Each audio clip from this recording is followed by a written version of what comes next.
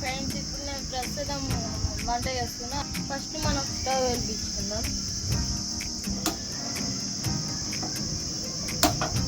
First మాకేమో అందరం 5 ఉన్నాం కాబట్టి 5 గుడ్లు తీసుకున్నాం. వాటర్ మీకు ఎంత కావాలో అంత వేసుకోవచ్చు.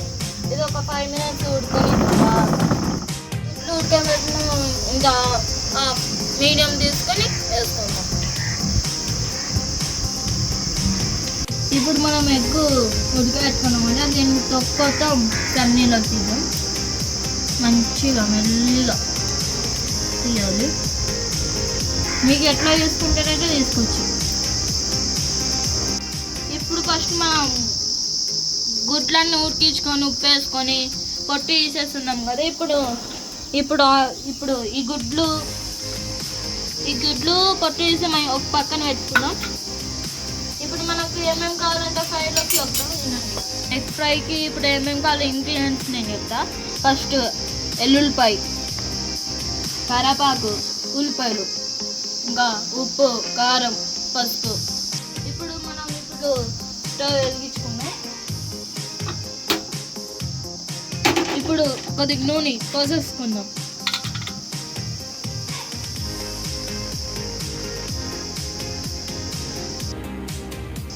ఇప్పుడు మనం ఆవాలు, జీలకర్ర వేసేసుకుందాం. ఇప్పుడు మిక్స్ చేసుకుందాం. ఫస్ట్ మనం ఏ గరిట అన్నామో ఆ గరిట అని కూడా అనొచ్చు. నెక్స్ట్ మనం ఎల్లుల్లిపాయ వేసుకుందాం.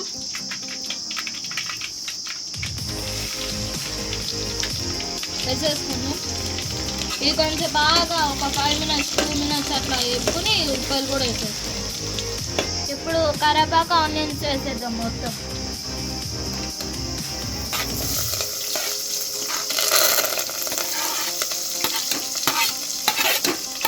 మొత్తం వేసేసుకున్నాం. ఇప్పుడు కలుసుకున్నాం మంచిగా. స్మెల్ మాత్రం వస్తుంది. ఇప్పుడు ఒక ముద్ద అయితే మిల్స్ ఎట్లుంటుందో బాబా. ఇప్పుడు మంచిగా కలుపుకుందాం. ఒక బ్రౌనిష్ కలర్ వచ్చేంత వరకు కలుపుకుందాం. ఇప్పుడు మనం ఆనియన్స్ బ్రౌనిష్ కలర్ వచ్చింది. ఇప్పుడు మనం ఎగ్స్ వేద్దాం. గుడ్లు మెల్లుగా ఒక దాని వైపు ఒకటి. మీరు గాట్లు పెట్టుకుంటారంటే పెట్టుకోవచ్చు, దాంట్లో తక్కువ లేదు.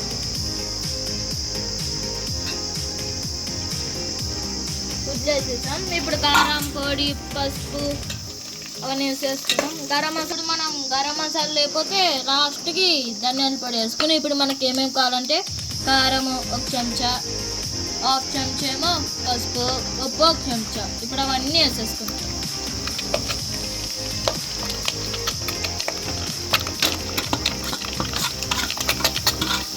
ఇప్పుడు మనం కరివేపాకు మొత్తం వేసేసుకున్నాం. మొలుచుకొని ఇలా పైన వేసుకుంటే బాగుంటుంది.